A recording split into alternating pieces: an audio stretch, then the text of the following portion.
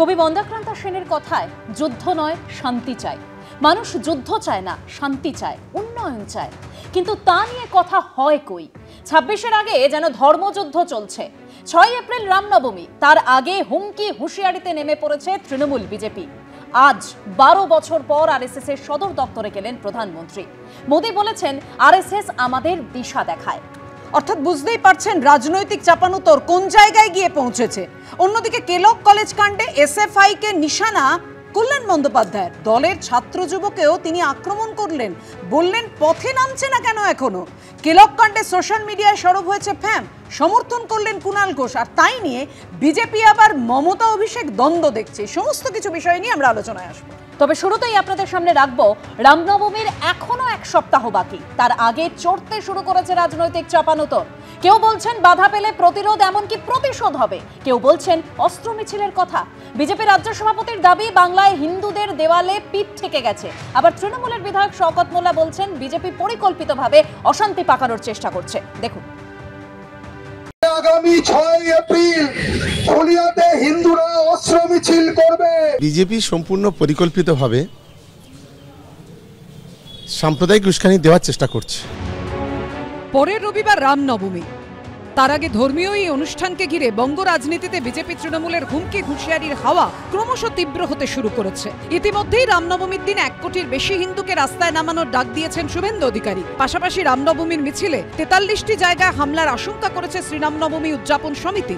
এই আবহে হামলা হলে প্রতিশোধের ডাক দিলেন ফালাকাটার বিজেপি বিধায়ক। আইন শৃঙ্খলা ব্যাহত হওয়ার কোনো প্রশ্নই নেই যদি অন্য কেউ অযাচিতভাবে রামনবমীর মিছিলের উপরে আক্রমণ না করে। নিঃসন্দেহে আমরা প্রতিহত করব। প্রথম কথা, আমার নিজেকে রক্ষা করতে হবে, আত্মরক্ষা করতে হবে। আত্মরক্ষার সঙ্গে সঙ্গে আমাকে প্রতিহত করতে হবে, এবং তারপরেও যদি প্রবল পরাক্রমী হয় তাহলে প্রতিশোধের দিকে আমাদের যেতে হবে। আবার বিজেপির নদিয়া দক্ষিণ সাংগঠনিক জেলার সদস্যের গলায় শোনা গেল অস্ত্র নিয়ে মিছিলের হুঁশিয়ারি। অস্ত্র মানে রিভলভার নয়, বোম নয়। আমাদের মা দুর্গার হাতে যে অস্ত্র থাকে, দশভুজা মা দুর্গা, আমাদের দেব দেবীদের হাতে যে ত্রিশূল থাকে, খাড়া থাকে, তাই নিয়ে মিছিল হবে। ঝান্ডা থাকবে, ঝান্ডার সঙ্গে ঝান্ডা থাকবে। আমাদের প্রিয় মুখ্যমন্ত্রী বলেন ধর্ম যার যার, উৎসব সবার। ধর্মকে নিয়ে যারা রাজনীতি করে তারা হলো কাপুরুষ, এবং এবারেও আমাকেও ওরা ইনভাইট করেছে যে এই মিটিংয়ে, এই মিছিলে অংশগ্রহণ করার জন্য উপস্থিত থাকছে। আমি চেষ্টা করব।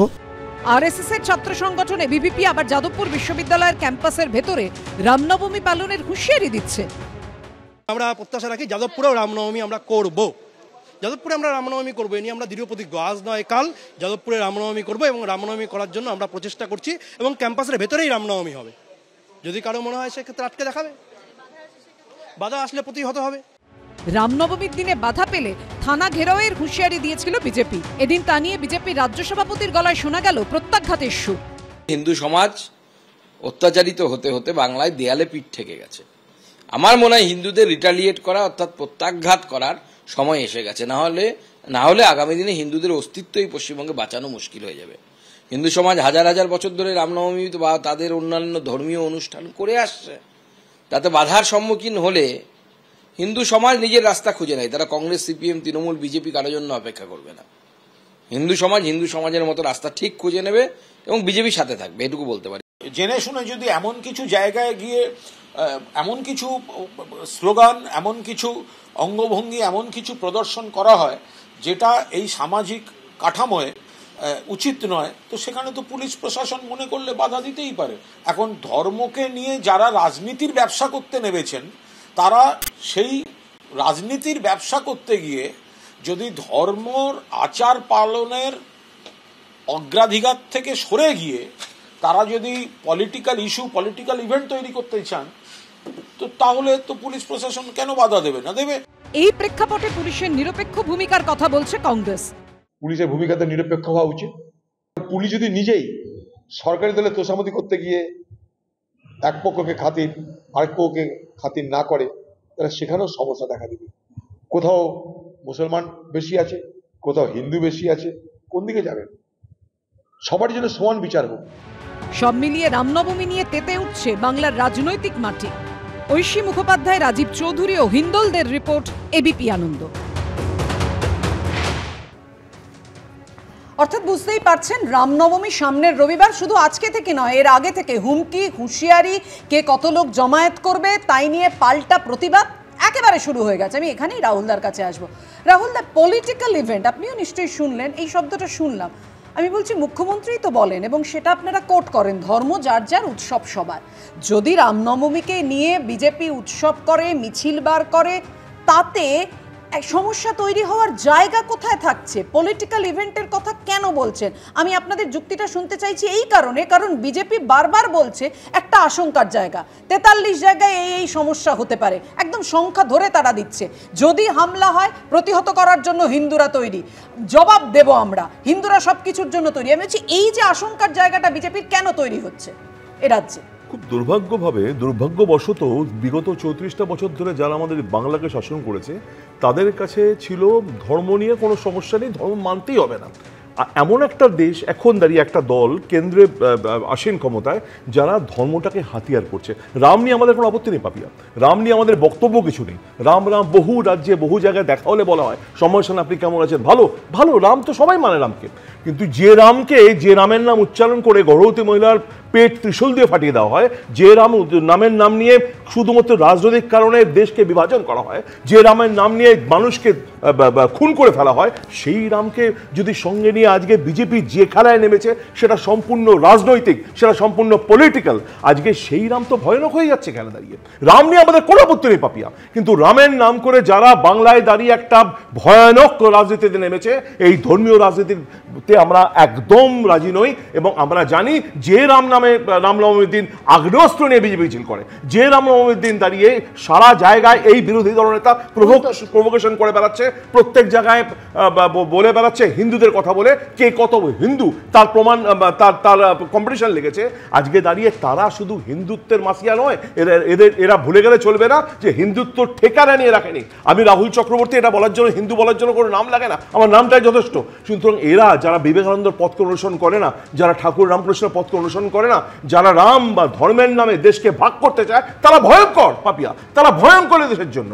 আজকে বাংলায় সেই হারমোনি বা সেই ধর্ম মানে অসাম্প্রদায়িকতা নষ্ট করার মূলে যারা আছে তার নাম বিজেপি। সুতরাং আজকে রামনবমীর দিন আমাদের কোনো আপত্তি নেই, রামনবমী মিছিল করতেই পারে, কিন্তু যদি প্ররোচনা হয়, যদি ধর্মের নামে বিভাজন হয়, তাহলে ভয়ঙ্কর। যেভাবে রাম নিয়ে রাজনীতি হচ্ছে তাতে আপত্তি আছে, রামনবমী নিয়ে কোনো আপত্তি নেই। বিজেপি প্রভোকেশন করছে, একদম অশান্তি পাকানোর চেষ্টা করছে, যেভাবে হুমকি হুঁশিয়ারির সুরে কথা বলছে।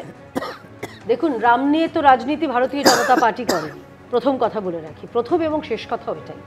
ভারতীয় জনতা পার্টি আমরা যারা সমর্থক রয়েছি, কর্মী রয়েছে, আমরা রামনবমীর দিনে ভগবান শ্রী রামচন্দ্রের জন্মদিনটা আমরা পালন করব।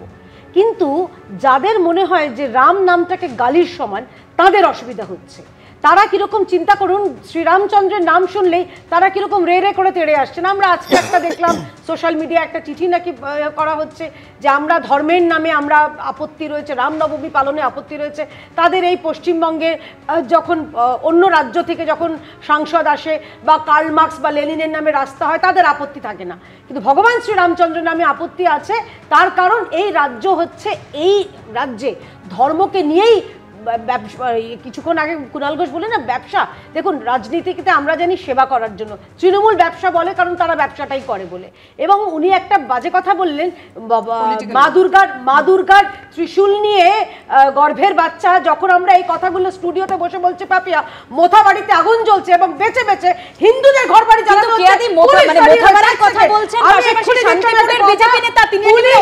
হচ্ছে।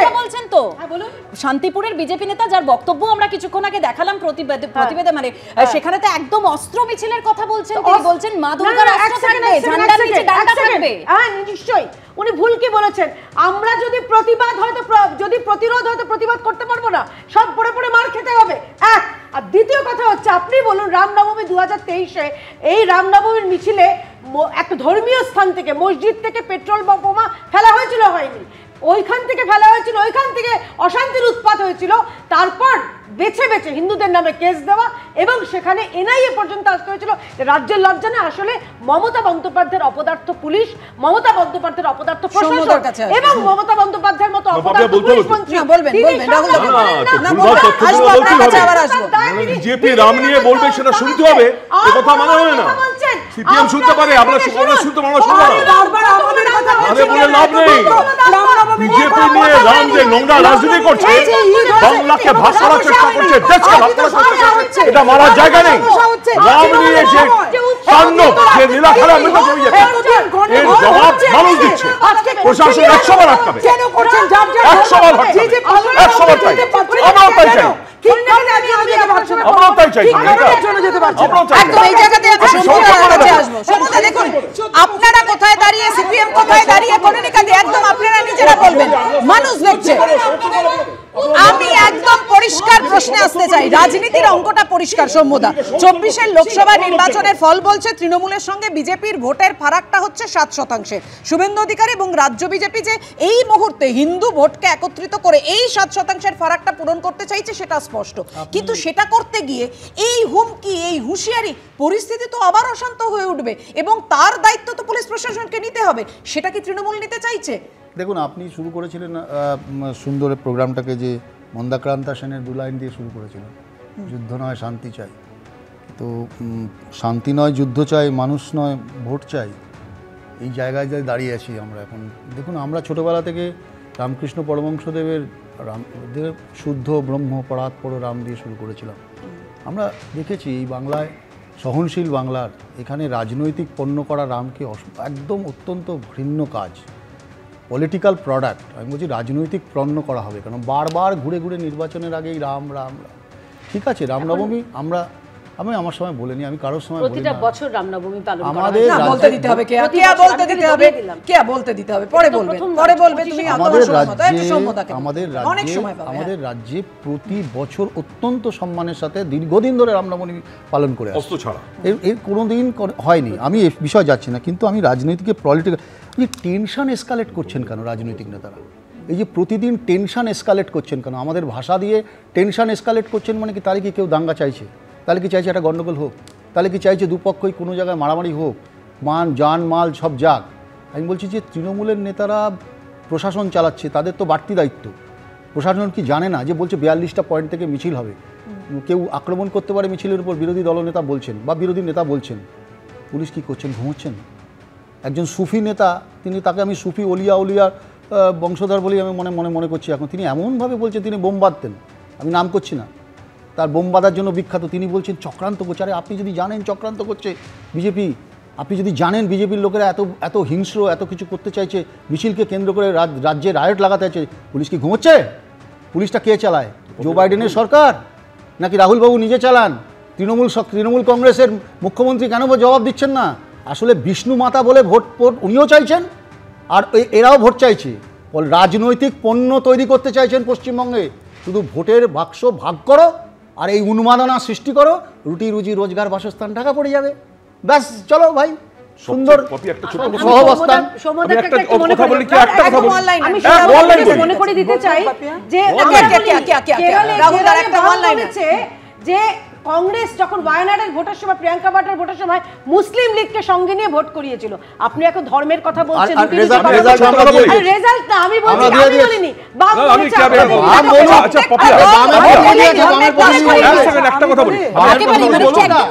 অনুষ্ঠানের শুরুতেই বললাম না, একদম ধর্মযুদ্ধ চলছে। 26 আসবো, রাহুলদা আসবো, বলার সময় পাবেন। 26-এর বিধানসভা ভোট এবং সেটাই লক্ষ্য, এবং সেই লক্ষ্য, সেই টার্গেট হচ্ছে কোথায়? হিন্দু ভোট এককাট্টা করতে হবে, এবং তারই ডাক দিলেন কে? শুভেন্দু অধিকারী। বললেন এটা বাঁচার লড়াই, সবাইকে একজোট হতে হবে, আপনারা জেগে উঠুন। দেখুন প্রতিবেদন। বিধানসভা ভোট হতে এখনো 1 বছর দেরি, কিন্তু এখন থেকেই হিন্দুত্বকে হাতিয়ার করে প্রচারে নেমেছে বিজেপি।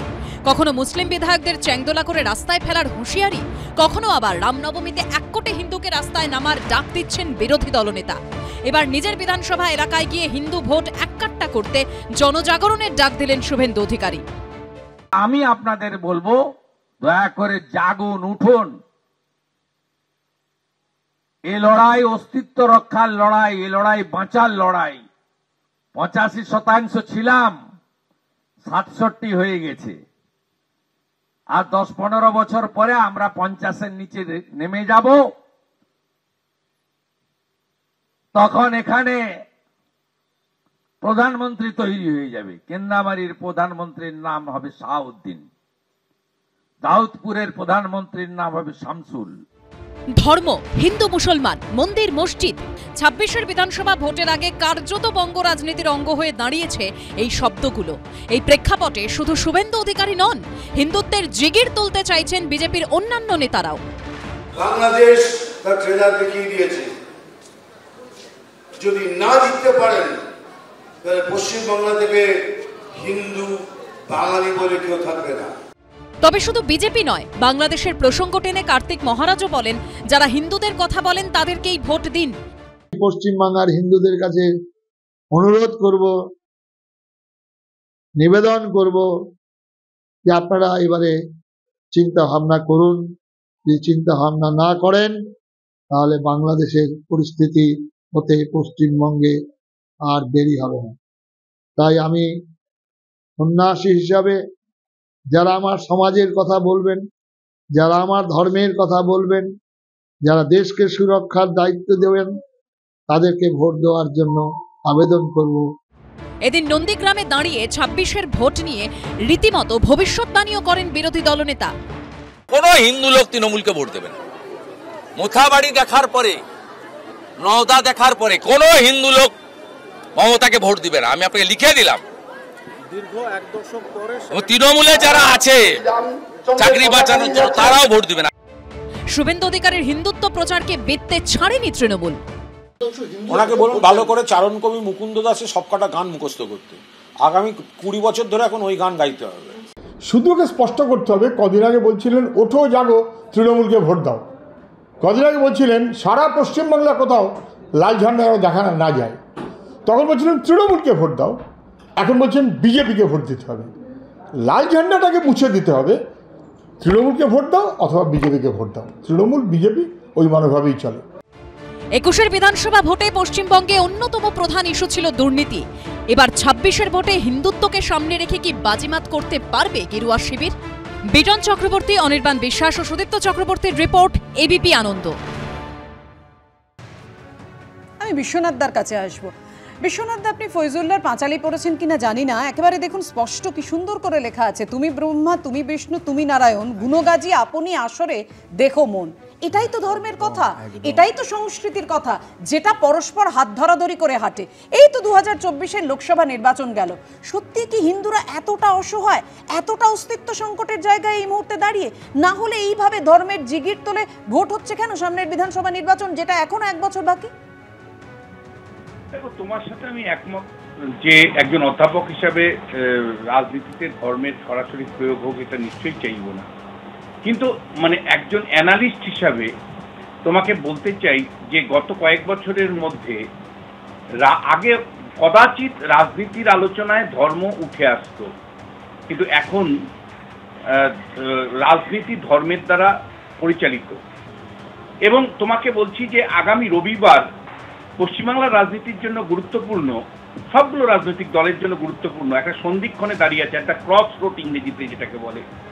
যদি সত্যি শুভেন্দু অধিকারীর কথা মতন হিন্দুরা রাস্তায় নেমে যায়, যদি ধরা যায় যে সত্যি 1 কোটি লোক নেমে গেল, তাহলে 2026-এর বিধানসভা নির্বাচনে একমাত্র যে রাস্তা বিজেপির খোলা ছিল, সম্ভাবনা তৈরি করার উদ্যোগ নিয়েছিল যে হিন্দু ভোটের পোলারাইজেশন, সেটা কিন্তু অনেক শক্তিশালী হবে। আবার একই সাথে যদি দেখা যায় শুভেন্দু অধিকারীর অনেক ভবিষ্যৎবাণীর মতন এটাও ব্যর্থ হলো, তাহলে কিন্তু তৃণমূল কংগ্রেস 26-এর নির্বাচনের আগে কিন্তু অনেকটা এগিয়ে থাকবে। কারণ এই কারণেই যে হিন্দু ভোটের পোলারাইজেশন শুভেন্দু যেভাবে দেখছেন সেইভাবে হচ্ছে না, এবং সেখানে অবশ্যই বাম কংগ্রেসের সামান্য হলেও একটা পরিসর থাকবে। ফলে আগামী রবিবার পশ্চিমবাংলার রাজনীতিতে খুব গুরুত্বপূর্ণ দিন। 26-এর বিধানসভা নির্বাচনের আগে একটা বলা যায় লিটমাস টেস্ট হতে যাচ্ছে, যে মানে সংগঠনের দিক থেকে বিজেপি পিছিয়ে আছে, স্থানীয় নেতৃত্বের দিক থেকে পিছিয়ে আছে, কেন্দ্রের সহযোগিতার দিক থেকে পিছিয়ে আছে। শুধু হিন্দু ভোটের পোলারাইজেশনের যে বার্তা শুভেন্দু গত 1 মাস ধরে দিচ্ছেন, তার অ্যাসিড টেস্ট কিন্তু রবিবার। যদি সত্যি 1 কোটি মানুষ রাস্তায় নেমে যায়, তাহলে বুঝতে হবে 2026-এর নির্বাচনে যে অস্ত্রটা দিয়ে তৃণমূলকে বধ করতে চাইছে হিন্দু ভোটের পোলারাইজেশনের, সেটা কাজ করছে। আর যদি শুভেন্দুর বক্তব্যটা অকার্যকারী হয়, অর্থাৎ দেখা যায় যে না তেমন ভাবে না, অন্য 5 বছরের মতনই মানুষ নেমেছে, রাস্তায় নেমেছে, তাহলে কিন্তু তৃণমূল কংগ্রেস এই ভরসা পাবে যে হিন্দু ভোটের পোলারাইজেশন দিয়ে আমাদের বধ করা যাবে না। ফলে ভীষণ ইম্পর্টেন্ট আগামী রবিবার।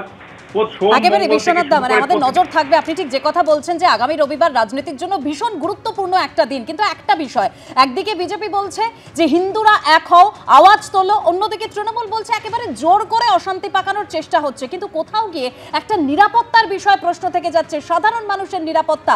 সাধারণ মানুষ চায় তাদের কথা বলা হোক, তাদের উন্নয়ন নিয়ে কথা বলা হোক। কনিনিকা দি, হ্যাঁ, আমরাও তো সেই কথাটাই বলি যে রামনবমী তো আর আজকে হচ্ছে না, রামনবমী তো পালন করা হতো, আগেও হতো। ঈদ কেউ আজকে হচ্ছে না, পালন করা হতো তো আগেও হতো। কিন্তু এই যে বারবার এই যে বিশ্বনাথ বাবু বললেন বলবার সময় যে রাজনীতিকে ধর্মের দ্বারা পরিচালিত করবার চেষ্টা হচ্ছে, কিন্তু আমার ভারতের সংবিধান যা ছুঁয়ে প্রতিজ্ঞা করে এরা সবাই কেউ এমপি কেউ এমএলএ হয়েছেন, সেই সংবিধান কিন্তু ধর্মনিরপেক্ষতার কথা বলেছে। এবং সেই ধর্মনিরপেক্ষতা মানে প্রত্যেক ধর্মকে তোল্লাই দেয়া না, যার যার ধর্ম যার যার পালন করার অধিকার আছে, কিন্তু রাষ্ট্র কোনো বিশেষ ধর্মকে পক্ষপাতিত্ব প্রদর্শন করবে না। আর আজকে আমরা কি দেখছি? আমরা দেখছি মানুষের ভোটে নির্বাচিত তারা আজকে চিৎকার করছেন, কেউ হিন্দু ধর্মের কথা বলে, কেউ মুসলিম ধর্মের কথা বলে। What is this? না, এ পথে হাঁটেননি, এ পথে হাঁটেননি। ধর্ম নিরপেক্ষতার কথা বলেছে ইন্ডিয়ান সেকুলার ফ্রন্ট, ধর্মের কথা বলে ওরা ভোট চাইনি, এবং সেই কথা বলা হয়েছিল ধর্মের কথা বলে ভোট চাইনি। বারবার আমরা চিরকাল ধর্ম নিরপেক্ষতার কথাই বলি, সাম্প্রদায়িকতার বিরুদ্ধে চিরকাল আমাদের লড়াই ছিল, আজও আছে, ভবিষ্যতেও থাকবে।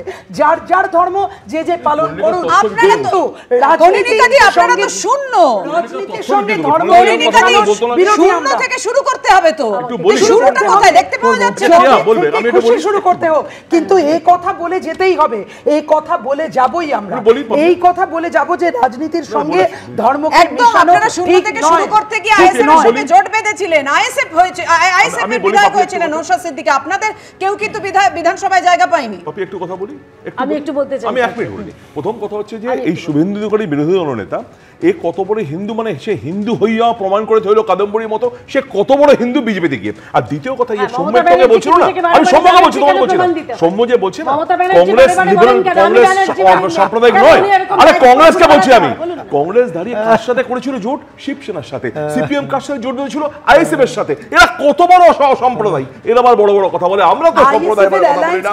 আরে অদ্ভুত কথাবার্তা, আমি তো ভাবি অবাক লাগে। আর শুভেন্দু বলছে চ্যাংদোলা করে দূরে ফেলে দেবো, কারা বলছে? এটা কি সংবিধানে আছে? এই বলতে পারছে আপনাদের সামনে দীঘায় জগন্নাথ মন্দিরের উদ্বোধন হওয়ার আগেই নন্দীগ্রামের সোনাচূড়ায় শিলান্যাস হচ্ছে রাম মন্দিরের। রামনবমীর দিন ধুমধাম করে এর শিলান্যাস করবেন শুভেন্দু অধিকারী। আমন্ত্রণ জানানো হয়েছে একাধিক হিন্দুত্ববাদী সংগঠনকে। দেখুন, একদিকে দীঘায় উদ্বোধনের অপেক্ষায় জগন্নাথ মন্দির, আর নন্দীগ্রামের সোনাচূড়ায় হবে রাম মন্দির। পূর্ব মেদিনীপুরের এই দুই মন্দির নিয়ে এখন ঊর্ধ্বমুখী রাজ্য রাজনীতির পারদ। 30 এপ্রিল অক্ষয় তৃতীয়ার দিন উদ্বোধন হবে দীঘার জগন্নাথ মন্দিরের, আর তার আগেই পূর্ব মেদিনীপুরের মাটিতেই শিলান্যাস হয়ে যাচ্ছে রাম মন্দিরের। 6 এপ্রিল রামনবমীর দিনেই বিরোধী দলনেতা শুভেন্দু অধিকারীর হাত ধরে হবে ভিত্তিপ্রস্তর স্থাপন। নন্দীগ্রামের সোনাচূড়ায় প্রায় 2.5 বিঘা জমিতে হবে রাম মন্দিরের নির্মাণ। এর জন্য জোরকদমে শুরু হয়ে গেছে প্রস্তুতিও। আগামী 6 এপ্রিল রামনবমীর দিন নন্দীগ্রামের ঠিক এই জায়গাতেই রাম মন্দিরের শিলান্যাস করবেন রাজ্যের বিরোধী দলনেতা শুভেন্দু অধিকারী। এই মুহূর্তে আমরা রয়েছি নন্দীগ্রামের সোনাচূড়া এলাকায়, এবং ঠিক এই জায়গাতেই কিন্তু রাম মন্দিরের শিলান্যাস করা হবে, রাম মন্দির গড়ে তোলা হবে। ইতিমধ্যেই তার প্রস্তুতি কিন্তু শুরু হয়েছে জোরকদমে। সোনাচূড়ায় রাম মন্দিরের শিলান্যাস অনুষ্ঠানে আমন্ত্রণ জানানো হয়েছে বিশ্ব হিন্দু পরিষদ সহ একাধিক সংগঠনকে। 6 এপ্রিল সকাল 10টায় ভাঙাবেড়া ব্রিজ থেকে শোভাযাত্রা করে সোনাচূড়ায় পৌঁছবেন শুভেন্দু অধিকারী। সমস্ত সনাতনী সংগঠন, দুর্গাপূজা কমিটি, মন্দির কমিটি, পুরোহিত সমাজ, সমস্ত বাজার কমিটি সবাই মিলে ওখানে প্রস্তুতি নেওয়া হয়েছে। প্ল্যান, সাইট প্ল্যান যেগুলো অনুমোদন সেগুলো সব করিয়ে নেওয়া হয়েছে। আমরা চেষ্টা করব যত তাড়াতাড়ি সম্ভব আমাদের এই রাম মন্দিরের কাজ নির্মাণ সম্পূর্ণ করার। শিলান্যাস উপলক্ষে ওই দিন সোনাচূড়ায় আয়োজন করা হয়েছে বিশেষ পুজো পাঠের। তবে শুধু রাম মন্দিরই নয়, মন্দির সংলগ্ন জায়গায় তৈরি করা হবে অতিথি নিবাসও। যেহেতু দক্ষিণ প্রান্ত, অনেকে গিয়ে ফিরতে পারবেন না, সেই জন্য অতিথি নিবাস হচ্ছে। আর ভারতীয় সংস্কৃতি মেনে আয়ুষ হোমিওপ্যাথি এবং আয়ুর্বেদিক একটা ডে কেয়ার করার পরিকল্পনা নেওয়া হয়েছে। এছাড়াও গোশালা রাখা হবে। 22শে জানুয়ারি অযোধ্যা রাম মন্দিরের বর্ষপূর্তির দিনেই সোনাচূড়ায় রাম মন্দিরের শিলান্যাসের দিন ঘোষণা করেছিলেন শুভেন্দু অধিকারী। আর সেই দিন যত এগিয়ে আসছে ততই বাড়ছে রাজনৈতিক উত্তাপ।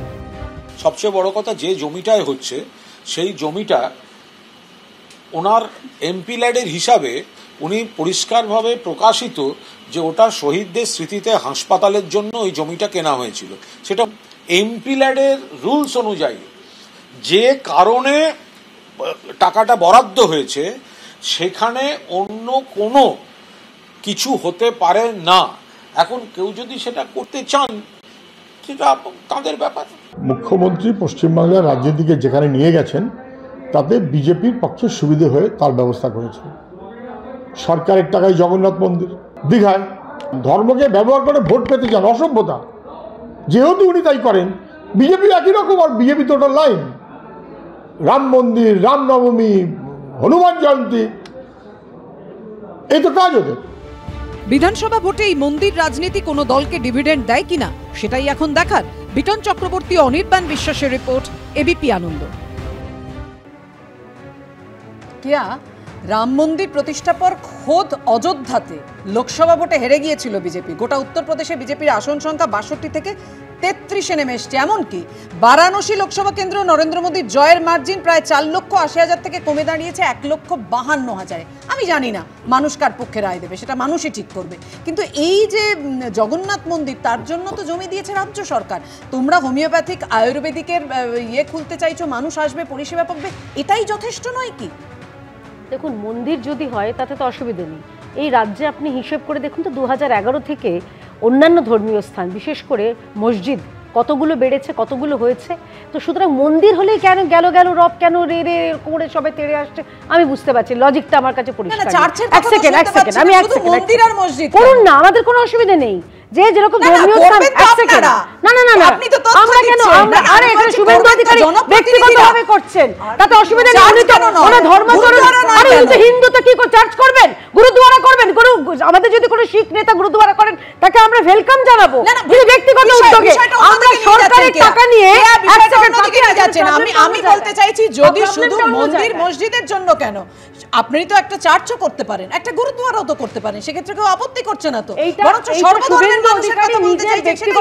নিজের ব্যক্তিগত উদ্যোগে স্বাভাবিক উনি হিন্দু, তো হিন্দুদের রাম মন্দিরই করবেন। অন্য কোনো জায়গায় আমাদের যদি যারা মাইনরিটি রয়েছেন, আমাদের বিধায়ক রয়েছেন বা নেতা রয়েছেন, তারা যদি নিজেদের মতো করতে চান তাদেরকে আমরা স্বাগত জানাচ্ছি। কিন্তু এখানে সুজনবাবু এটা অত্যন্ত, এক সেকেন্ড আমি বলছি, আপনাকে উত্তর দিচ্ছি ম্যাডাম, আপনার নেতাকে উত্তর দিচ্ছি। আর এক সেকেন্ড দিদি, আমি আপনাকে আটকাইনি, একটু আগে আপনি বললেন আটকাবেন না, তাহলে 5 ফোড়ন তাহলে আমি বলি, সুজন চক্রবর্তী একটা অসভ্যের মতন অসভ্যতা কথাটা ব্যবহার করলেন। আমি জিজ্ঞাসা করতে চাই সুজন চক্রবর্তীকে, আপনারা আইএসএফ এর সঙ্গে জোট বেঁধে অসভ্যতা করেননি? আপনারা ভাইজানের দলকে জোট বেঁধে অসভ্যতা করেননি? এক। আর দ্বিতীয় হচ্ছে, বিকাশ রঞ্জন বাবু কবে সেলিমকে নিয়ে পোর্ক খাবেন, শুয়োরের মাংস খাবেন? আমি এটা থেকে রাহুলদার কাছে যাব। রাহুলদা একদম ধর্ম নিয়ে রাজনীতি করছে বিজেপি, অনেক কথা বলছেন, কিন্তু এই যে দীঘায় জগন্নাথ মন্দির তৈরি হচ্ছে, এটা তো রাজ্য সরকারই জমি দিয়েছে। বলি একটা কথা বলি না, অত্যন্ত মানে সরকারি টাকা করাটা কি খুব প্রয়োজন ছিল? রাহুলদা বলেছেন সুজন চক্রবর্তী, বুঝলাম আমি। আর আমাদের এমন একটা ভাব করছেন বিরোধী দলনেতা যেন বাকসিদ্ধ। না, আমাদের প্রশ্নের উত্তর তো বাকসিদ্ধ নন, তো অবাক, মানে বাক অসিদ্ধ, যে বাক্যটাই দেয় সেটাই মিথ্যে কথা হয়। মানে সরকারি টাকায় এই জগন্নাথ মন্দির করার কি খুব প্রয়োজন ছিল? আমি তো বলছি বারবার, মমতা বন্দ্যোপাধ্যায় মাননীয় মুখ্যমন্ত্রী বলেছেন ধর্ম যার উৎসব, সবার ধর্ম যার যার, সেখানে দাঁড়িয়ে সমস্যা নেই। কিন্তু সেই ধর্মকে প্রভোকেশন করার কাজে তো আমরা নেই, সেই ধর্মকে হাতিয়ার করার কাজে আমরা নেই। হিন্দু ভোট কোনো দরকার নেই। আজকে দাঁড়িয়ে যারা উন্নয়ন চায়, একমাত্র লক্ষ্য উন্নয়ন, সেখানে হিন্দু মুসলমান কিছু মানে রাখে না। আজকে স্বামী বিবেকানন্দ কথা বলছো না, স্বামী বিবেকানন্দ বলতেন, আমি এমন ভারতবর্ষ চাই যার মস্তিষ্ক বৈদিক হবে, দেহ ইসলামী হবে, আর হৃদয় বৌদ্ধিক হবে। সেই ধর্ম মানে না, সেটা মানে না ওরা। এখানে আমরা উন্নয়ন চাই, আমরা চাই না। মানে উন্নয়নের জন্য মন্দির উদ্বোধন করতে করতে হচ্ছে। মন্দিরে দাঁড়িয়ে মানুষ যদি তার তীর্থ করতে আসে, যদি দর্শন করতে আসে, যদি সেটা যে কেউ করুক আমাদের আপত্তি নেই, কিন্তু সেই মন্দিরকে, সেই রামকে বা সেই ধর্মকে হাতিয়ার করা, এটা আমরা নেই। হাতিয়ার করে ধর্মের নামে প্রভোগ করা, মানুষকে ভাগ করা, দেশকে বিভক্ত করা। আজকে যারা বাংলাদেশে দাঁড়িয়ে কাঁদে, তারা এখানে দাঁড়িয়ে যখন আমরা বিশেষ করে ভোট এলে তার আগে ধর্ম নিয়ে তাস কোন রাজনৈতিক দল না খেলে। এবার দেখুন 12 বছর পর প্রধানমন্ত্রী হিসেবে প্রথমবার আরএসএস এর সদর দফতরে গেলেন নরেন্দ্র মোদী। সংঘ প্রধান মোহন ভাগবতের সঙ্গে মঞ্চ ভাগ করে নিলেন। শুধু তাই নয়, ভূয়সী প্রশংসা করলেন সংঘের। বললেন আরএসএস হলো ভারতের অমর সংস্কৃতির অক্ষয় বট। পাল্টা কংগ্রেসের কটাক্ষ, একার জোরে ভারতবর্ষের ক্ষমতায় টিকে থাকা সম্ভব নয় বুঝতে পেরে আরএসএস এর প্রশংসা করা শুরু করে দিয়েছেন মোদী। দেখুন, তারপর আসবো আলোচনা। ये कोई साधारण वटवृक्ष नहीं, राष्ट्रीय स्वयंसेवक संघ भारत की अमर संस्कृति का आधुनिक अक्षय वट है। हाले मोदी जी आरएसएस এর প্রশংসা করা শুরু করেছে। মোদি জানে যে বিনা আরএসএস এর মোদির গতি নাই। শেষবার এসেছিলেন 2013 সালে বিজেপির প্রধানমন্ত্রী পদপ্রার্থী হিসেবে মনোনীত হওয়ার পর। তারপর 12 বছর কেটে গেছে। 3 বার দেশের প্রধানমন্ত্রী হয়েছেন। 2 বার বিজেপি একাই নিরঙ্কুশ সংখ্যাগরিষ্ঠতা পেয়েছে। তৃতীয়বার থামতে হয়েছে 272-এর নিচে। এই প্রেক্ষাপটে প্রায় 1 দশক বাদে প্রধানমন্ত্রীত্বের তৃতীয় মেয়াদে এসে নাগপুরে আরএসএস এর সদর দপ্তরে পা রাখলেন নরেন্দ্র মোদী। সংঘপ্রধান মোহন ভাগবতের সঙ্গে মঞ্চ ভাগ করে নিলেন তিনি। 1925 সালে আরএসএস এর প্রতিষ্ঠাতা কেশব বলিরাম হেগড়েওয়ার এবং তার উত্তরসূরি মাধব সদাশিব গোলওয়ালকারের স্মৃতিসৌধে শ্রদ্ধার্ঘ্য অর্পণ করেন মোদী। গোলওয়ালকারের নামাঙ্কিত মাধব নেত্রালয় প্রিমিয়াম সেন্টারে শিলান্যাস করেন। এরপর আরএসএস এর ভূয়সী প্রশংসা করেন প্রধানমন্ত্রী নরেন্দ্র মোদী। ये कोई साधारण वटवृक्ष नहीं, राष्ट्रीय स्वयंसेवक संघ भारत की अमर संस्कृति का आधुनिक अक्षय वट है। ये अक्षय वट आज भारतीय संस्कृति को, हमारे राष्ट्र की चेतना को निरंतर ऊर्जावान बना रहा है। आरएसएस ছাড়া বিজেপি পার্টি ভারতবর্ষের ক্ষমতায় সে কেন্দ্র রাজ্যেও টিকে থাকার সম্ভব না, সেটা বুঝে নির্বাচনের পর থেকে, নির্বাচনের ফলাফলের পর থেকে মোদিজি মোহন ভাগবতের সঙ্গে দূরত্ব কমিয়ে আনার চেষ্টা করছে। 2024 সালের লোকসভা নির্বাচনের আগে থেকে আরএসএস এর সঙ্গে নরেন্দ্র মোদীর সম্পর্কের দূরত্ব নিয়ে জল্পনা তৈরি হয়। এই প্রেক্ষাপটে লোকসভা নির্বাচনের ঠিক আগে এক সাক্ষাৎকারে বিস্ফোরক মন্তব্য করেন বিজেপি সভাপতি জেপি নাড্ডা। বিজেপি ও আরএসএস এর মধ্যে সম্পর্ক নিয়ে তিনি বলেন, শুরুতে আমরা সেভাবে সক্ষম ছিলাম না, তখন আরএসএস এর প্রয়োজন পড়তো। আজ আমরা অনেক বড় হয়েছি, আমরা এখন সক্ষম। তাই বিজেপি এখন নিজের মতো করেই চলে, আমরা আমাদের কাজ নিজেরাই করতে পারি। এরপর লোকসভা নির্বাচনে আপ কি বার 400 পারের স্লোগান নিয়ে নরেন্দ্র মোদীকে থামতে হয় 240-এ। প্রশ্ন ওঠে, তাহলে কি লোকসভা নির্বাচনে আরএসএস তেড়ে ফুড়ে না নামাতেই ধাক্কা খেলেন নরেন্দ্র মোদী? এই প্রেক্ষাপটে আরএসএস এর অন্যতম শীর্ষ নেতা ইন্দ্রেশ কুমারের একটি মন্তব্য জল্পনা আরও তীব্র করে। তিনি বলেন, যারা রামের প্রতি ভক্তি দেখিয়েও ধীরে ধীরে উদ্ধত হয়ে উঠেছিল, তারা ভোটে বড় দল হলেও সংখ্যাগরিষ্ঠতা পায়নি, 241-এ থামতে হয়েছে তাদের। এই প্রেক্ষাপটে প্রধানমন্ত্রী হিসেবে প্রথমবার নাগপুরে আরএসএস এর সদর দপ্তরে পৌঁছলেন নরেন্দ্র মোদী। যে সংঘের প্রচারক হিসেবে তাঁর জীবন শুরু, সেই সংঘের মাহাত্ম্য তুলে ধরলেন নিজের বক্তৃতায়। जब ये सेवा संस्कारों में आ जाती है तो सेवा ही साधना बन जाती है। यही साधना तो हर एक स्वयंसेवक के जीवन की प्राणवायु होती है। ये सेवा संस्कार, ये साधना, ये प्राणवायु पीढ़ी दर पीढ़ी हर स्वयंसेवक को तब तपस्या के लिए प्रेरित कर रही है। ये सेवा साधना हर स्वयंसेवक को निरंतर गतिमान रखती है, उसे कभी थकने नहीं देती। পশ্চিমবঙ্গ, বিহার এবং কেরালা এই 3টি রাজ্যেই কিন্তু আরএসএস এর অবস্থান আগামী দিনে বিজেপির পক্ষে অত্যন্ত গুরুত্বপূর্ণ হতে পারে। তাদের মূল প্রচার সম্পূর্ণভাবে হিন্দুদের দাবি দেওয়া এবং তার উপর নির্ভরশীল। সেই জায়গায় দাঁড়িয়ে কিন্তু আগামী দিনে পশ্চিমবঙ্গের নির্বাচনে আরএসএস ঠিক কোন পথে ভাববে এবং আরএসএস এর সঙ্গে বিজেপির ভাবনা এক পথে যাবে কিনা এটা কিন্তু অত্যন্ত গুরুত্বপূর্ণ একটি আলোচনার বিষয়। নরেন্দ্র মোদী দীর্ঘক্ষণ রেশমবাগে কাটালেন, মোহন ভাগবতের সঙ্গে খোশ মেজাজে গল্পও করলেন। এবার মূল প্রশ্ন একটাই, জেপি নাড্ডার পর পরবর্তী বিজেপির সভাপতি বাছাইয়ের ক্ষেত্রে কি আরএসএস এর মতামতই সবচেয়ে গুরুত্ব পাবে? এবিপি আনন্দ।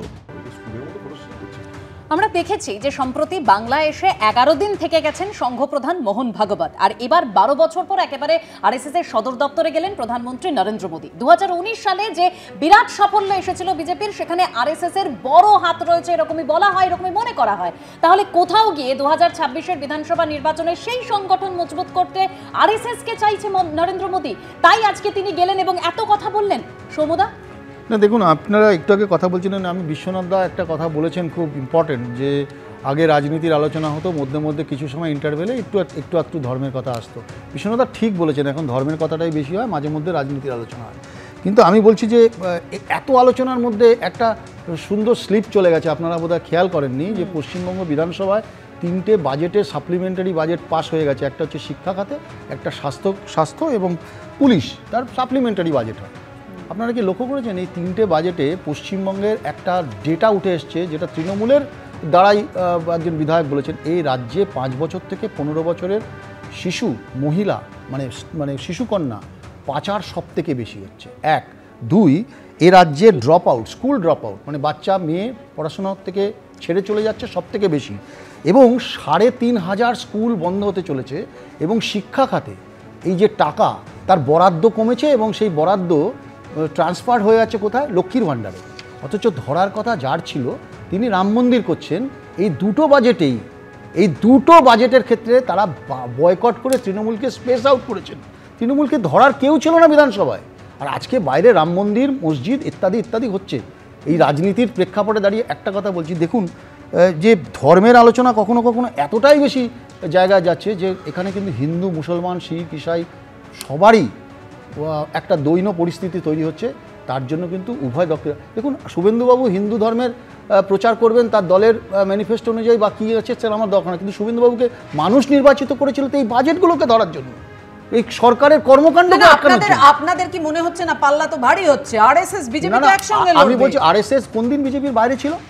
1925 সালে যে আমরা সামনাসামনি এমনটা দেখতে পাইনি, ভেতরে কি সমীকরণ রয়েছে আমরা জানি। আমরা স্টেটমেন্ট থেকে বলছি 1925 সালে যে আরএসএস এর জন্ম হয়েছে, 100 বছর পূর্তি হতে যাচ্ছে, নরেন্দ্র মোদী গিয়ে মানে কি করছেন আমি বলতে পারবো না, তারা একসঙ্গে ছিল, একসঙ্গে আছে, নতুন কথার কি আছে? কিন্তু আমার প্রশ্ন হচ্ছে তাদের লাভটা কি? আমাদের লাভটা কোনো লাভ নেই। বাংলার মানুষের 11 কোটি মানুষ, 9 কোটি মানুষ ভোট দেবে, তাদের লাভটা বলুন আগে। বেনিফিট আমি বলছি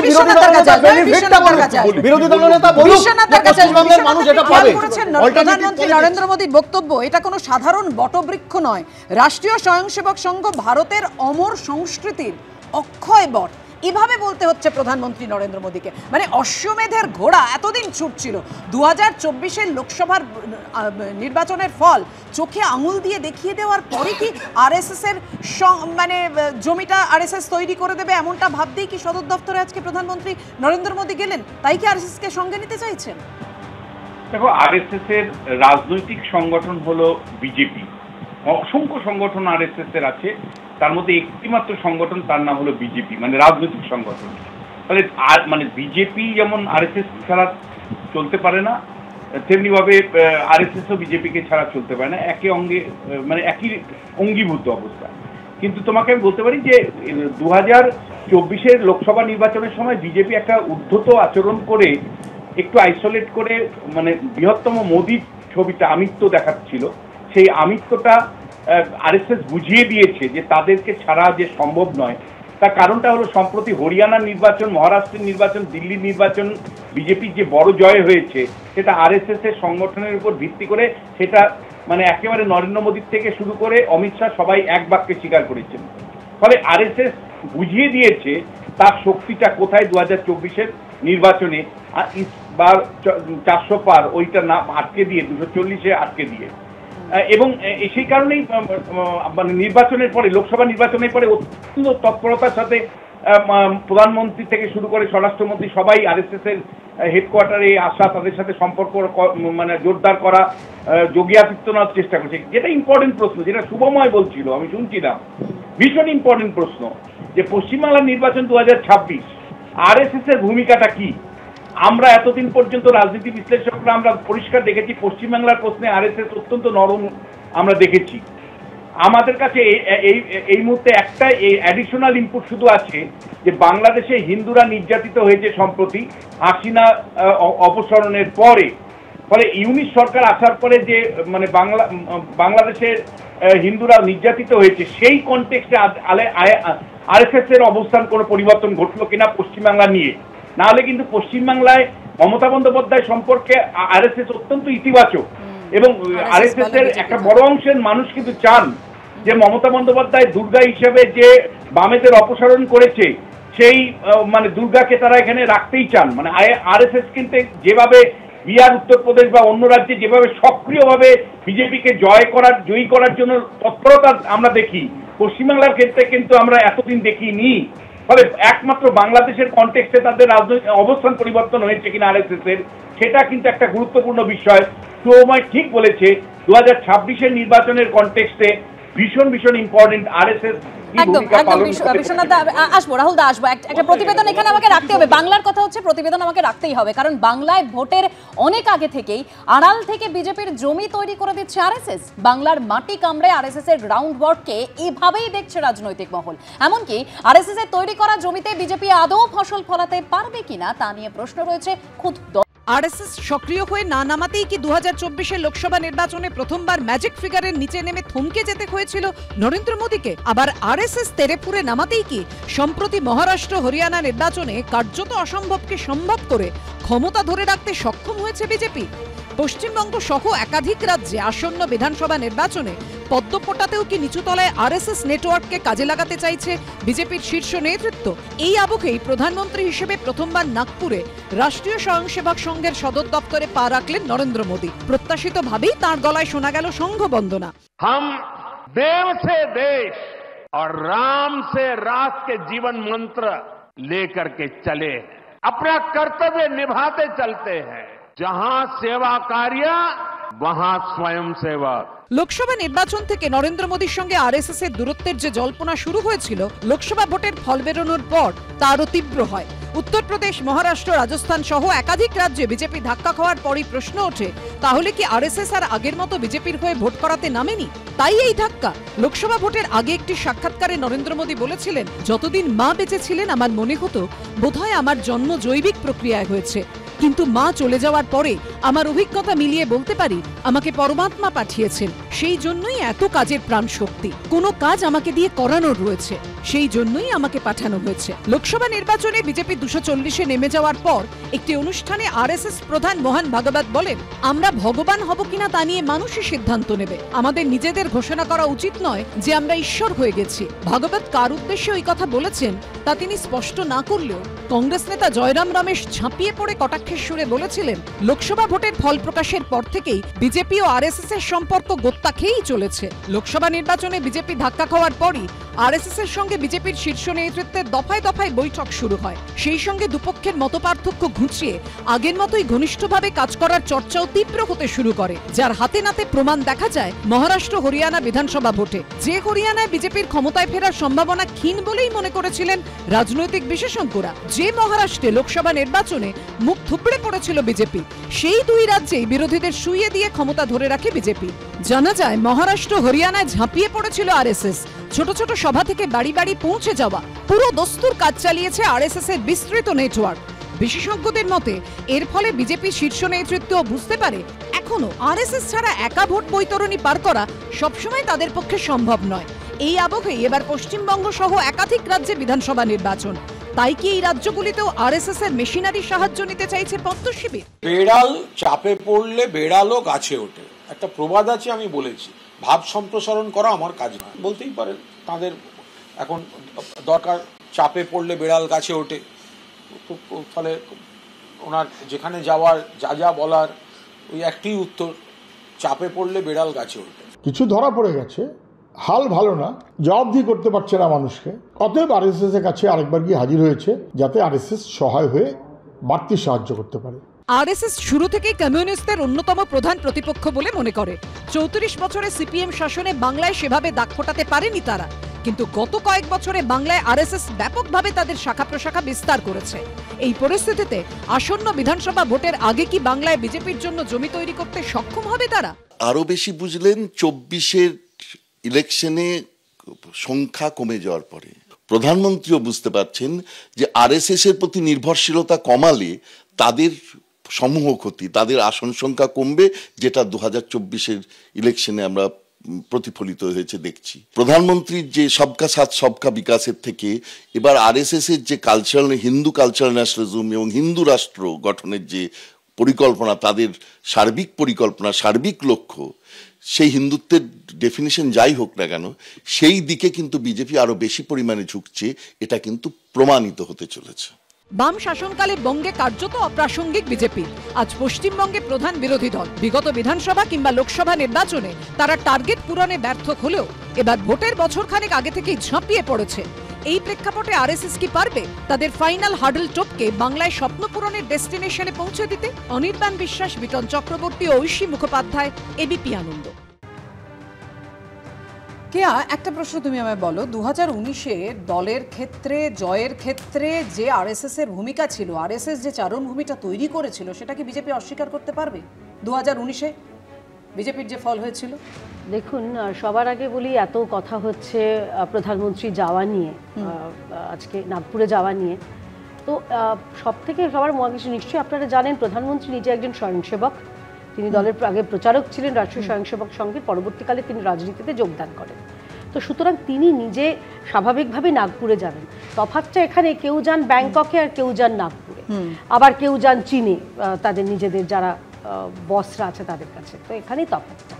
আসলে ব্যাপারটা হচ্ছে রাষ্ট্রীয় স্বয়ংসেবক সংঘ একদম তার অন্তর থেকেই তো প্রশ্নটা উঠছে, তার অন্তর থেকেই তো প্রশ্নটা উঠছে, বিজেপির কি ক্ষমতা আছে, আদৌ ইচ্ছা আছে, সদিচ্ছা নিয়ে প্রশ্ন তুলছে যে বাংলায় ক্ষমতায় আসার বা সংগঠন। আমি যাদের এই রিয়াকশন শুনলাম তারা আমাদের অত্যন্ত শ্রদ্ধেয় নেতা, দুজনেই আমাদের যাদের বক্তব্য শুনলাম তারা নিজেদের বক্তব্য দিয়েছেন, বলেছেন, এবং তারাও নিজেরাও জানেন যে ভারতীয় জনতা পার্টি এবং নেতৃত্ব থেকে শুরু করে একদম বুথ লেভেলের কার্যকর্তা সবাই এখন একদম আশা এবং তারা প্রস্তুত 2026-এর ভোট যুদ্ধে নামার জন্য এবং তৃণমূলের মতো দুর্নীতিবাদ সরকারকে হটিয়ে সাফ করার জন্য, আগাছাকে সাফ করার জন্য। এটা এক প্রশ্ন। আর দ্বিতীয় প্রশ্ন হচ্ছে, দেখুন অনেকগুলো আমরা দেখলাম আপনাদের কথা আছে, অনেক সংখ্যা বেড়েছে আরএসএস এর স্কুলে। মানে আপনাকে একটা তথ্যের জন্য বলে রাখি, কেরালার ত্রিসুর জেলাতে সেখানেও আরএসএস এর শাখার সংখ্যা 28% বেড়েছে। তাহলে আপনি বলবেন কি সেখানেও কি কেরালার পিনারাই বিজয়ন সরকার চেয়েছেন বলে সেখানে বেড়েছে? না, মানুষ চাইছে শাখার বৃদ্ধি, মানুষ চাইছেন তারা যাবেন সেখানে, দেশের কথা বলবেন, নিজেদের শরীর চর্চা করবেন এবং শাখায় গিয়ে তাদের মতন করে দেশের জন্য তারা মন্ত্র দিয়ে নিজেদের উদযাপন করবেন বা তাদের উদ্দীপনা দেখাবেন। তো এটা তো বেশ অসুবিধা গেছে। আরে প্রধানমন্ত্রী, আমি এবারে দেখুন মহাত্মা গান্ধী গেছিলেন ওয়ার্ধায়, মহারাষ্ট্রের ওয়ার্ধায় গেছিলেন, আরএসএস এর এতে অফিসে এতে গেছিলেন, কার্যালয়। মহাত্মা গান্ধী দিল্লিতেও পর্যন্ত গেছিলেন, প্রণব মুখার্জি নাগপুরে গেছিলেন। তাহলে কি এখান থেকে মানে 12 বছর পর কেন যেতে হলো, এটা যেন একটা প্রশ্ন। তাহলে এটাও তো বলতে হয় যে দলে, মানে বাংলার ক্ষেত্রে দলে তাহলে আরএসএস এর প্রভাব বাড়তে চলেছে। আর এখান থেকে রাহুল দা, আরএসএস এর প্রভাব বাড়তে চলেছে, সংগঠন কোথাও গিয়ে যদি মজবুত হয় বিজেপির, তাহলে লড়াইটা আপনাদের ক্ষেত্রে কঠিন হয়ে গেল না? আমি বলি, আমার একটা আশঙ্কা আছে, এই যে তুমি আরএসএস এর প্রধান, আমি আজকে একটা কথা বলে দিই, আরএসএস আর প্রধানমন্ত্রীর সম্পর্ক নিয়ে এত কথা বলছো, এই যে সংখ্যালঘু তোষণ করছে, একটা সময় দাঁড়িয়ে গুজরাটে সংখ্যালঘু নিধন করার পরেও এই যাকে বাজপেয়ী বলেছিল রাজধর্ম পালন করতে, তাকে নিয়ে প্রধানমন্ত্রী আসনে বসিয়েছিল কে? এই আরএসএস। সুতরাং দাঁড়িয়ে তাকে মনে করছো সেই আরএসএস বাংলায় দাঁড়িয়ে আরএসএস এর বৃদ্ধি মানে কি? এই প্রধানমন্ত্রীকে নিয়ে আসা মানে কি?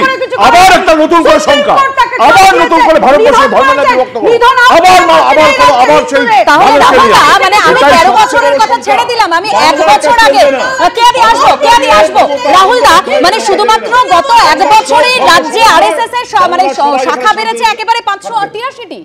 মানে শুধুমাত্র গত 1 বছরেই রাজ্যে আরএসএস এর শাখা বেড়েছে 583টি মমতা বন্দ্যোপাধ্যায়ের আমলে। আপনি যেটা আরএসএস কে নিয়ে অভিযোগ করছেন এখানে বসে রাহুল দা, দেখো কোথায় আরএসএস শাখা বেড়েছে, মানে এটা একটা প্রশ্ন থাকছে নাকি রাহুল দা যে আপনাদের লড়াই তাতে বাংলার মানুষের কিছু আসা যায় না। শোনো, এই সংখ্যা দেখে যে প্রমাণ করতে পারবে না। আজকে দাঁড়িয়ে যেভাবে বাংলা, আমি তোমাকে ক্লিয়ার করে বলতে পারি, এই রাজ্যে দাঁড়িয়ে কোন রকম চিড়ে ভিজবে না। এটা গুজরাট নয়, এটা অন্য কোনো জায়গা নয়, এটা বাংলা। যে বাংলায় দাঁড়িয়ে ধর্মের নামে মানুষকে ভাগ করা যাবে না। যারা মানুষকে ধর্মের নামে ভাগ করতে চায়, যারা মানুষকে বম ব্লিচিং করে মেরে ফেলতে চায়, যারা ধর্মের নামে মানুষকে হত্যা করে, এই বাংলায় দাঁড়িয়ে সেটা কোনো রকম মানবে না। বাংলা শান্তিপ্রিয় জায়গা, বাংলা সার্বভৌম সমন্বয়ের জায়গা, এই বাংলা সমস্ত ভবিষ্যৎ দাঁড়িয়ে এখানে বাংলায় হবে না। মমতা বন্দ্যোপাধ্যায় মানার জায়গা নেই, বাংলায় বলবেন আপনি এই পর্বে বলবেন। হ্যাঁ, কনিনিকা দি কিছু বলতে চাইছেন? বলছি আরএসএস এর সাহায্য তো মমতা ব্যানার্জিও নিচ্ছেন, রেসিপ্রোকাল, পরস্পরকে মিথজীবিত। দেখুন না কিভাবে 583টা শাখা, 336টা স্কুল এই সময়ের মধ্যে বেড়েছে। একটা সময় একটা কোনো প্রশ্নে একটা সিপিআইএম এর কোনো প্রোগ্রাম করতে গেলে পুলিশ সেখানে বাধা দেয়। যাকে মারাই করা হচ্ছে সেটা রাহুল তৃণমূল কংগ্রেস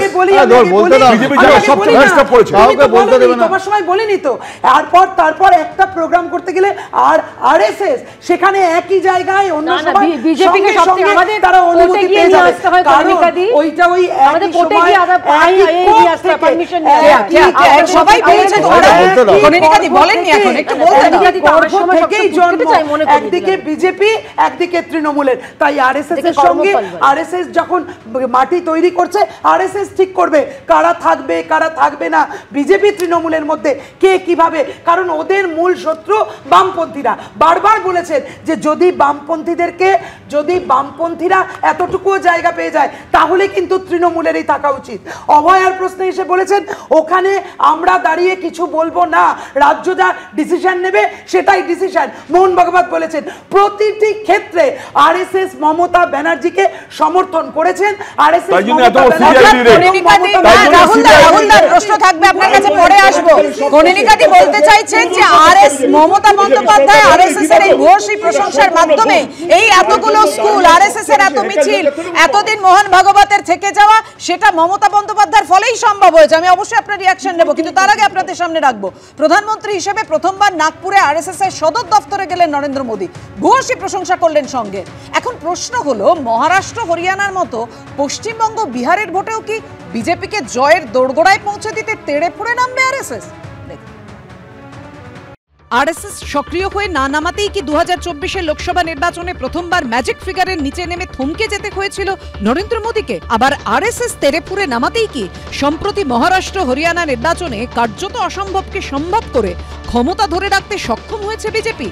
পশ্চিমবঙ্গ সহ একাধিক রাজ্যে আসন্ন বিধানসভা নির্বাচনে পদ্মপোটাতেও কি নিচুতলায় আরএসএস নেটওয়ার্ককে কাজে লাগাতে চাইছে বিজেপির শীর্ষ নেতৃত্ব? এই আবহেই প্রধানমন্ত্রী হিসেবে প্রথমবার নাগপুরে রাষ্ট্রীয় স্বয়ংসেবক সংঘের সদর দপ্তরে পা রাখলেন নরেন্দ্র মোদী। প্রত্যাশিতভাবেই তাঁর গলায় শোনা গেল সংঘ বন্দনা। हम देव से देश और राम से राष्ट्र के जीवन मंत्र लेकर के चले, अपना कर्तव्य निभाते चलते हैं। जहां सेवा कार्य वहां स्वयं सेवक।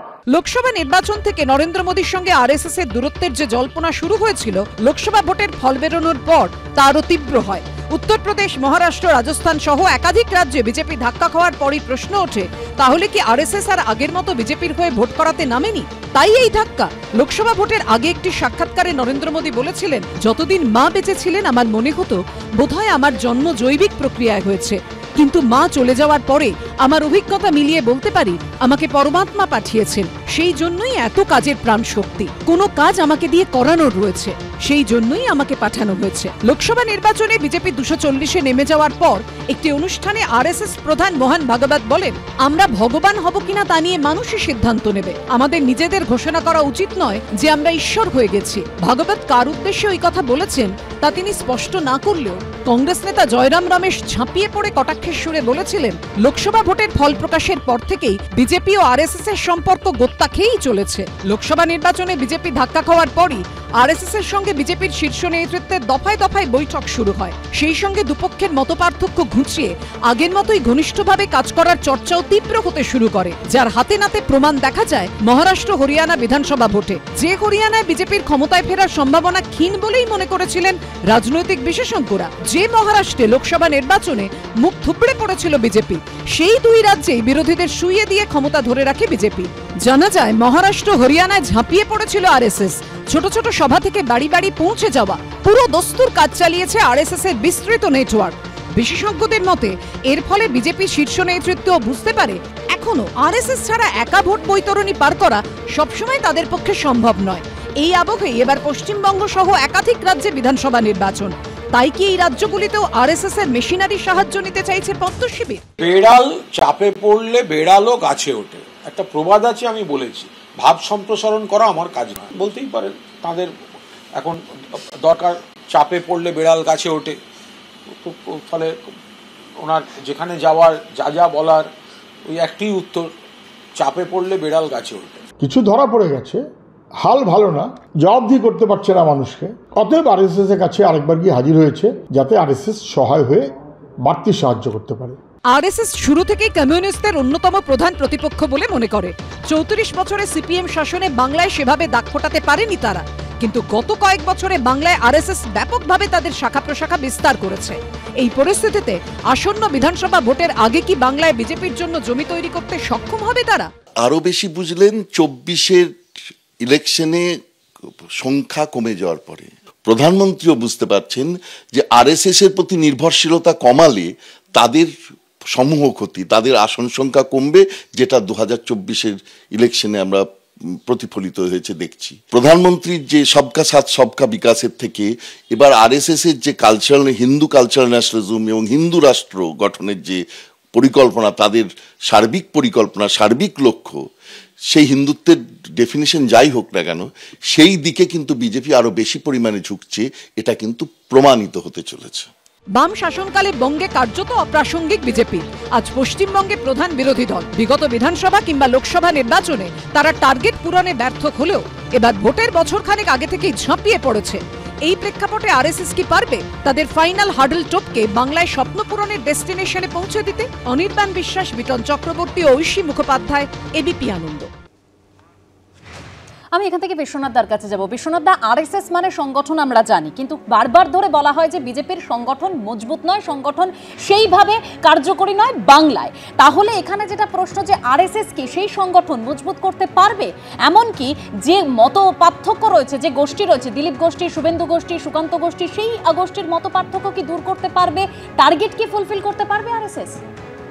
দেখো, এই প্রশ্নটা কিন্তু তুমি আমাকে আগামী রবিবার দিন রাত্রেবেলার শোতে করো, আমি বলে দিতে পারবো যে আদতেও মানে যদি ইতিবাচক থাকে আরএসএস, তাহলে 2026-এ পারবে কিনা, বা কতটুকু পারলে কতটুকু পারবে। তাহলে আগামী রবিবার দিন রামনবমীকে কেন্দ্র করে যে শক্তি প্রদর্শন বিজেপি নামছে, সেই শক্তি প্রদর্শনটা সারা রাজ্যে কি রকম ভাবে তারা করতে পারেন, সক্ষম হন, তার ভিত্তিতে কিন্তু আমি তোমার প্রশ্নের উত্তর আগামী রবিবার দিন রাত্রেবেলা দিতে পারবো যে আরএসএস আগামী নির্বাচনে সত্যি সক্ষম হবে কিনা, বা সংগঠনের দুর্বলতা ঢেকে বিজেপির জন্য জয় ছিনিয়ে দিতে পারবে কিনা। কিন্তু আপাতত আমি তোমাকে বলবো যে কেরালা এবং পশ্চিমবাংলা দুটো রাজ্য যেখানে ডেমোগ্রাফিক ক্যারেক্টারটা কিন্তু, অর্থাৎ ভোটারদের যে চরিত্র, সেখানে এতটাই পরিমাণে সংখ্যালঘু ভোটার আছে। কেরালার ক্ষেত্রে খ্রিস্টান এবং মুসলিম ভোটার, আর পশ্চিমবাংলার ক্ষেত্রে মুসলিম ভোটার এতটাই আছে যে সেটা সহজ হচ্ছে না পোলারাইজেশন করতে। এবং একই সাথে এখানে লেফট লিবারাল একটা ট্র্যাডিশন আছে ব্রিটিশ সময়কার থেকেই। ফলে এই সব কিছু নিয়ে কিন্তু হিন্দু পোলারাইজেশনের কোনো সুযোগ সেইভাবে ছিল না।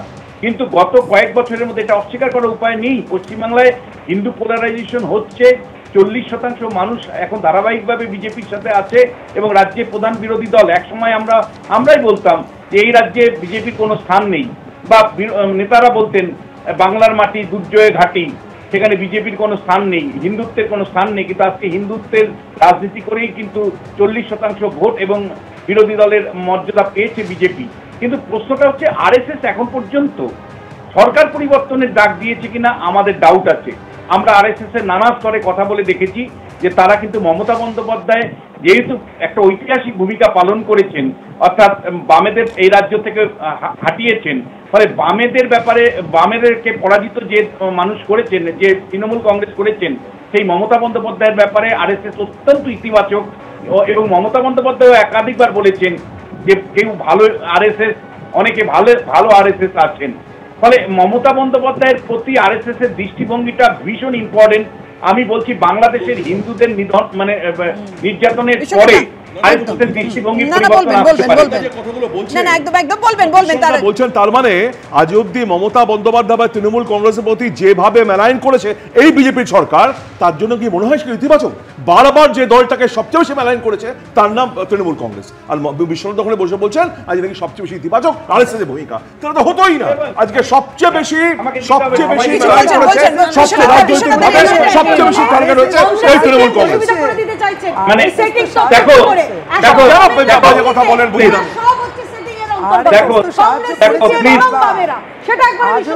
কিন্তু আপনাদের মোদি কিট সেটা নিয়েও তো কংগ্রেস সমালোচনা করেছে।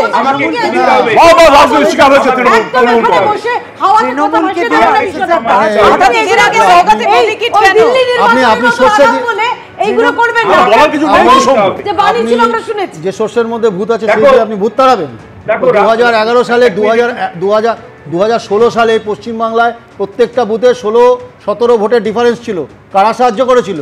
পশ্চিমবঙ্গে এই রাজ্যে এই যে এত কথা বলছেন, এত কথা বলার মধ্যে আপনার সময় কথা বলিনি, এইভাবে করলে কিন্তু এগুলো ঠিক নয়। অন্যের সময় কথা বলে ডিস্টার্ব করছে। আমি বলছি এই রাজ্যে শ্যামাপ্রসাদ মুখার্জি, ওরা বলেন ওদের সব থেকে বড় নেতা, 6 জন বিধায়ক ছিলেন, একজন রাজ্যসভার সাংসদ ছিলেন দেবব্রত ঘোষ সম্ভবত, আমি যদি ভুল না করি। মমতা বন্দ্যোপাধ্যায়ের রাজত্বে পশ্চিমবাংলায় উলুধ্বনি নিয়ে বিজেপিকে প্রতিষ্ঠা করেছে। 2 জন সাংসদ, আজকে 77 জন বিধায়ক, 29 জন, প্রায় 2019-এর পরে দেখুন 24 জন সাংসদ। সব থেকে বেশি মমতা বন্দ্যোপাধ্যায় আরএসএস কে সহায়তা করেছে এই বাংলায়।